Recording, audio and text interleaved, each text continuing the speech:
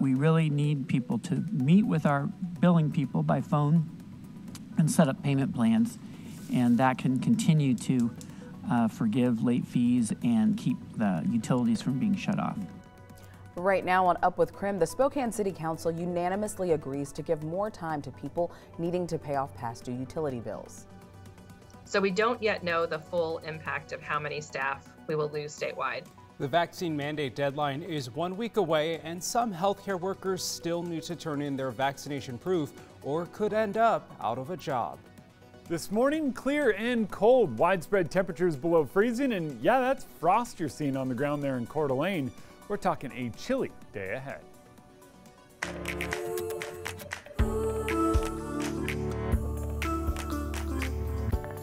Up with KREM begins now. Well, hey there, good morning. Thanks so much for joining us here on this chilly Tuesday morning. I'm Tim Pham. And I'm Channing Curtis. Let's go ahead and get right to Jeremy Legoo. He's outside right now because there is a possibility of snow tomorrow. I know, I can't even believe I'm saying it. It just right makes me cringe every time we say it. But hey, Jeremy is tracking the very latest, and why maybe don't freak out yet. Not just yet. Not just yet. Some of you will see it stick. Most of us, not so much the case. Early this morning, though, cold enough to snow. I'm sitting out here on the South Hill, just kind of freezing. It's chilly.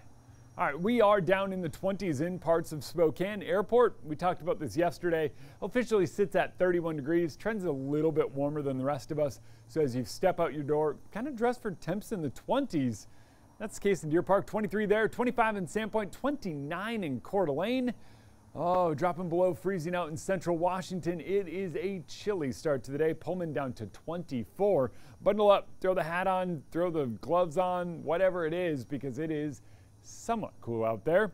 We've got freeze warnings in place and frost advisories in place. These actually stretch all the way down to the U.S.-Mexico border. It is that kind of cold across the western U.S. A lot going on to make it that way, but that sets the stage for us as we see yet another cold front start to move into the region. Right now, not so much the case. Clear skies, but later today we'll see clouds build in as our temperatures slowly climb. We are once again in the mid-50s this afternoon, but do expect a little more cloud cover than what we did see yesterday afternoon. So similar, but different. And that cloud cover builds ahead of our incoming cold front. We'll see that arrive early tomorrow morning. The moisture amounts are somewhat dismal. It's a zonal flow, so the Cascades eat most of that moisture as this moves in. We'll see a little bit of possibility for some rain here in Spokane. Areas a little bit higher up in elevation than the South Hill will see snow, so that means you likely see it mixing in here in town, melts as fast as it falls, and then moves into the higher elevations. And by late Wednesday moves out and we start drying out. But Wednesday looks to be our coldest day of the week. Oh, we're talking temperatures coming up in your full forecast. So the Spokane City Council is giving more people time to pay off past due utility bills. So the city says almost 7,500 customers are behind on their bills. The statewide moratorium on utility shutoffs for past due bills expired on September 30th, but a unanimous city council vote will give people until March 31st of 2022 to pay off their bills. Spokane Public Works Director Marlene Feist says almost 1,400 customers missed most or all of their utility payments since March of last year, and people can make a plan to pay off that debt with the city. We really need people to meet with our billing people by phone and set up payment plans, and that can continue to forgive late fees and keep the utilities from being shut off. As long as you set up a plan with the city by the end of November, you will not be charged a late fee. So shutoffs will resume again after next March for those with past due bills, but Begg says they hope it doesn't come to that. The city also has a You Help program set up on their website to provide assistance for people struggling to pay their bills. There's now less than a week left until Washington's vaccine mandate deadline. Yeah, so people who have put it off could lose their jobs, and this applies to healthcare, school employees, firefighters, EMTs, paramedics, and state employees. Washington has one of the strictest vaccine mandates in the nation. The mandate does not allow a testing alternative due to the cost of tests. So as of October 4th, nearly 92% of state employees have proven that they are vaccinated. That was also the final day to get the one-dose Johnson & Johnson vaccine and still meet the deadline.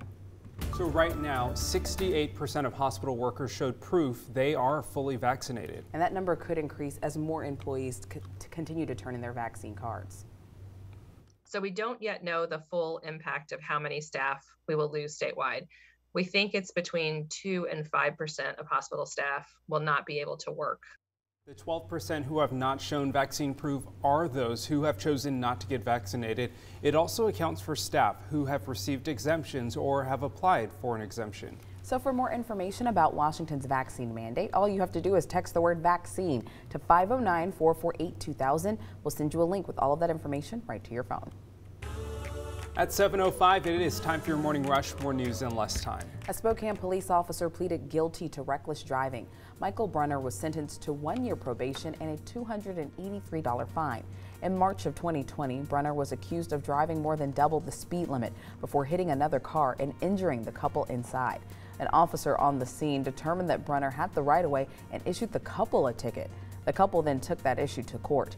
We reached out to Spokane Police to see if Brunner will return to work, but we're still waiting for a response. Southwest Airlines continues to cancel flights after a weekend of disruptions. Between Sunday and Monday, at least 11 flights bound for SeaTac Airport were canceled or rescheduled. Another 13 departures were also canceled or rescheduled. In Spokane, as of right now, the only cancellation is a United Airlines flight to Chicago today.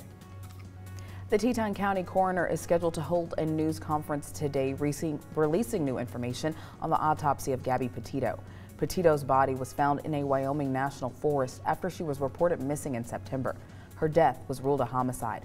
The last person to see Petito was her fiance, Brian Laundrie, who was still missing and a person of interest. Maple Island announcing it is recalling some of its Parents' Choice Rice Baby cereal after reports of arsenic levels. The FDA found 3 production batches had an inorganic arsenic level exceeding federal guidance. So really important here. Here's the information you need to know about. The cereal was manufactured for Walmart. If you have the cereal, you'll want to check the lot numbers, and we've provided that for you here on your screen. There's 3 of them. We have them for you also on our website. You should bring it back to the store or throw it out. Amazon is announcing it will not bring all of its corporate employees back to the office in January. Instead, that decision will be left up to individual teams. Team directors will decide if their employees will work remotely, in the office, or a hybrid model. The company's return to office date was originally expected to be September, but it was pushed back to January of next year. There are some conditions, including being close enough to get into the office with just a day's notice. And that's your Morning Rush. More news in less time. Let us know what's happening in your neighborhood by using the hashtag #UpWithKREM on social media. The Inland Northwest continues to see tremendous growth, but the housing market might finally start to cool down. What local experts are expecting might happen. That we could end up with long-term care facilities that are unable to accept patients or might not even be able to care for the patients that they have in-house. Local healthcare workers are worried about vaccination rates in long-term care facilities, as well as possible resignations from staff members. And we're going to take you outside, talk an incoming storm that makes tomorrow the coldest day we've seen this season, following this morning likely being the coldest morning we've seen so far this season. And last night we saw the northern lights all across Washington. If you have any pictures, we would love to see them. Text them to us at 509-448-2000. We'll take a look at them a little bit later in the show.